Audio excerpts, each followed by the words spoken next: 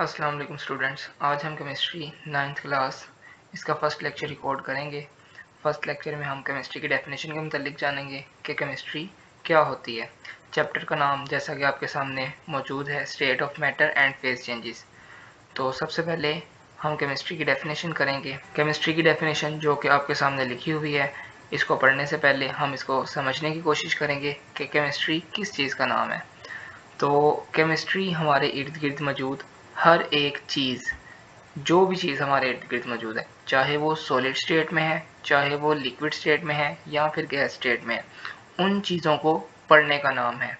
अब हमारे इर्द गिर्द मौजूद सारी की सारी चीज़ें जो सॉलिड में, लिक्विड में या गैस स्टेट में है, हम उनको मैटर का नाम देते हैं। मैटर की डेफिनेशन ही यही है कि हमारे इर्द गिर्द मौजूद सारी की सारी चीज़ें जो कोई ना कोई वज़न रखती हों, कोई ना कोई जगह घेरती हों, हम उन्हें मैटर का नाम देते हैं। तो केमिस्ट्री में हमने मैटर को ही पढ़ना होता है। अब अगली बात यह है कि हमने मैटर के मुतालिक क्या क्या पढ़ना होता है। हम मैटर की प्रॉपर्टीज़, मैटर की कंपोजिशन, मैटर का स्ट्रक्चर और उनके केमिकल रिएक्शंस वगैरह को स्टडी करेंगे। मैटर की प्रॉपर्टी से मुराद उनकी खसूसियात का जायज़ा लेना है। हर एक सब्सटेंस की प्रॉपर्टीज़ दो तरह की होती हैं, फिजिकल प्रॉपर्टीज़ और केमिकल प्रॉपर्टीज़। इन दोनों को पढ़ने का नाम केमिस्ट्री है। देन उसके बाद कोई भी मैटर आपके इर्द गिर्द मौजूद है, उस मैटर की कंपोजिशन, कंपोजिशन से मुराद होता है कि वो मैटर किन एटम्स से मिलकर बना हुआ है। ठीक है। देन उसके बाद हम इसमें पढ़ते हैं कि उस मैटर के अंदर जो एटम्स मौजूद हैं, जो एटम्स मिलके मॉलिक्यूल्स बना रहे हैं, उन मॉलिक्यूल्स में एटम्स का स्ट्रक्चर कैसा है, एटम्स की तरतीब कैसी है। और एट द एंड हम इसमें केमिकल रिएक्शंस, जो कि बड़ी आम सी बात है, केमिस्ट्री का नाम सुनते ही हमारे जहन में आ जाते हैं कि हमने केमिस्ट्री में केमिकल रिएक्शंस को स्टडी करना है। तो केमिस्ट्री की डेफिनेशन अगर एक जुमले के अंदर बोली जाए तो हमारे इर्द गिर्द मौजूद सारी की सारी चीज़ें, उन सारी चीज़ों की प्रॉपर्टीज़, कंपोजिशन, स्ट्रक्चर और उनके केमिकल चेंजेस को पढ़ने का नाम है। मज़ीद इसके अलावा हम इसमें यह भी देखते हैं कि एक सब्सटेंस के अंदर फ़िज़िकल चेंज और केमिकल चेंज कैसे आता है। ठीक है, फ़िज़िकल चेंज से मुराद कि उसकी ज़ाहिरी शक्ल सूरत में, उसके टेस्ट में, उसके कलर में, इन सारी चीज़ों में क्या फ़र्क आता है।